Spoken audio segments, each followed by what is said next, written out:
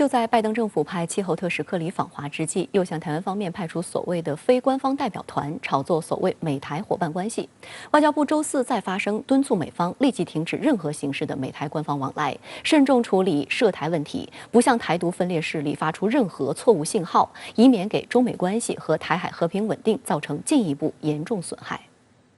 据美媒报道，周四上午，美国访台的非官方代表团成员前参议员多德在与台湾地区领导人蔡英文会面时宣称，台美之间的关系比以往任何时候都更加牢固。而据法新社消息，多德当天早上还称：“我有信心，这届政府会帮助你们拓展在国际空间，支持你们的防卫投资，重申美国对所谓美台关系的承诺。”蔡英文则主动提到，近来大陆频繁派遣军舰、军机在台湾周边海空域进行军事活动，以及盼尽快重启台美 TIFA 谈判等。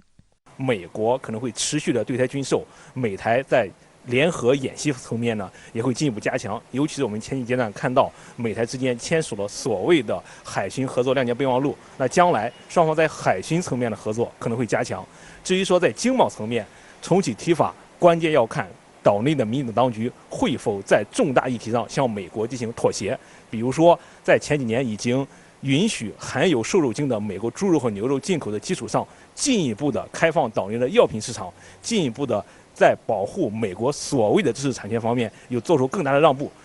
白宫周二发声明称，应拜登要求，多德率团访台是要传递美国对台湾与其民主的承诺。访问团为非官方性质，是为纪念美国国内法与台湾关系法立法42周年。多德正是当年与台湾关系法立法过程的重要推手。不过，还有岛内媒体提及，此次美国非官方代表团赴台，打着与台湾关系法的旗号，但该法内容中实际上限制了美台间的交往，应视为对台耻辱，怎么还要庆祝？台大政治学系兼任教授杨永明就直言，这3个人一起来台湾，绝对不是只是表达对台湾支持这么单纯，且待的时间也不短，表达的讯息是希望台湾谨慎对待两岸紧张情势。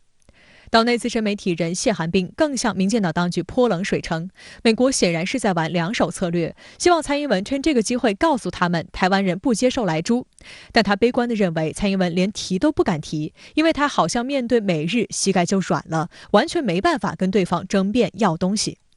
针对美国派代表团访台，国台办发言人马晓光周三曾回应表示，美国人首先要搞清楚是非曲直。当前台海局势复杂严峻，根源和责任都在于民进党当局。我们反对任何形式的台美之间的官方交往，希望美方严肃认真地履行承诺，不要再向台独势力发出错误信号。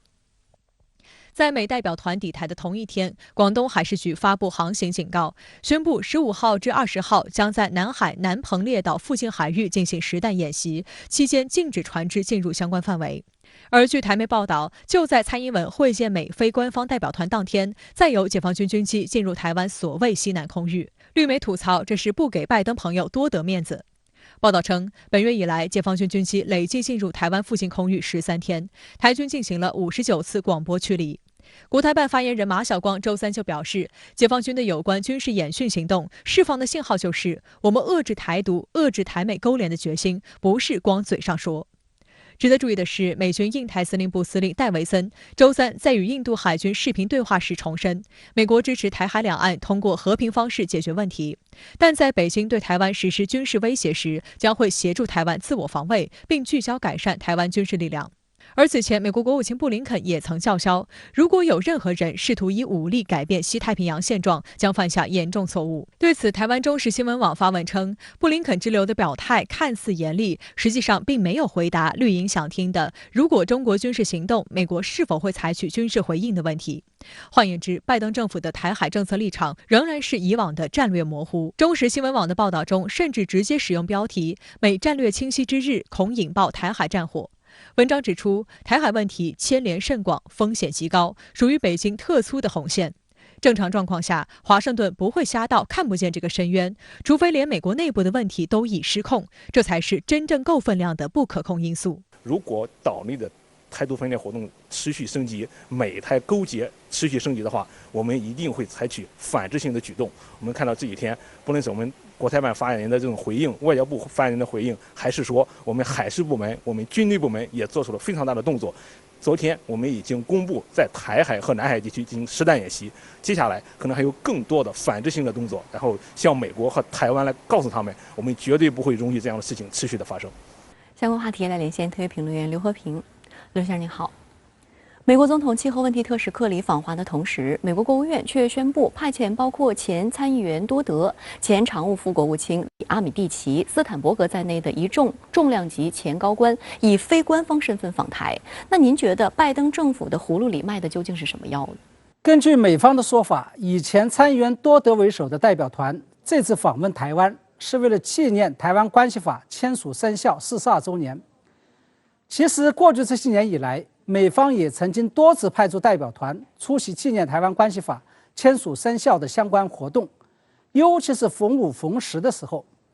但是这次的操作却是最为反常的一次。首先，对于美台之间经常会举办的这个例行性的纪念活动，拜登政府这次可谓是保密到家了。不仅这个代表团乘坐的是没有任何标识的私人飞机，而且美国国务院是在多德等人早已登上飞机，甚至都快要到达台湾的时候，才突然对外宣布了这一个重磅信息的。那么美方为什么会玩这样一招？我认为很显然是因为受到了几个月前特朗普政府安排时任美国常驻联合国代表克拉夫特访问台湾失败事件的影响。根据台媒报道，因为中国大陆当时向美方发出了严厉的警告，假如克拉夫特要访问台湾，中国大陆的军机将会跟随进入台湾，吓得特朗普政府不得不在克拉夫特的专机已经起飞之后，临时叫停了这次访问。而拜登政府显然是对此事心有余悸的。从中我们也可以看出，当前的台海局势已经紧张到了一种什么样的状态。那么其次，3天前拜登政府刚刚才公布了美台交往互动新准则，以鼓励美国与台湾的对口部门展开交往。按理来说，在这种情况下，为了落实这个新准则，拜登政府应该派遣现任官员赴台出席这一个活动，以显示自己说话是算数的。然而，拜登政府不仅派出的是已经退休的前高官，而且明确对外宣布这是一个非官方代表团。尤其值得注意的是，美方派出的这个非官方代表团是跟拜登总统的气候特使克里同时到达中国土地上的，只不过一个到达的是台北，另外一个到达的是上海。这个究竟是巧合还是精心的安排？假如是精心的安排，那就意味着拜登政府有可能是通过此举再向中国大陆释放一个政治信号，即美方与大陆之间是属于官方关系，而跟台湾这是属于非官方关系。或者说，拜登是想通过这个巧妙的安排，向中国大陆释放一个善意，以换取中方出席由美方主导的全球气候峰会，并积极执行减排协议。我们看到，对于拜登政府派出的所谓非官方访台代表团，外交部与国台办也都进行了专门的回应。您对此又是如何看？国台办新闻发言人马晓光的说法是，所谓官方与非官方只不过是他们骗人的幌子，改变不了台湾是中国一部分的事实。外交部发言人赵立坚的说法是，坚决反对任何形式的美台官方往来，已向美方提出严正交涉。不仅如此，大陆方面还宣布，将于4月15日至20日，也就是美国这个所谓的非官方代表团正在访问台湾的时候，在南澎列岛附近海域举行为期6天的实弹射击演习。相较于早前军舰与飞机绕行台湾举行例行性的训练，这显然是中国大陆军方在抗议和警告行为上的一个升级。马晓光甚至毫不掩饰地表示，这是对外部势力干涉和台独挑衅的严正回应。从中我们可以看出，中国大陆不仅已经认识到了美方派出的这个所谓非官方代表团是在欲盖弥彰，它的实质就是一个官方代表团，是美台之间正在进行官方交往活动。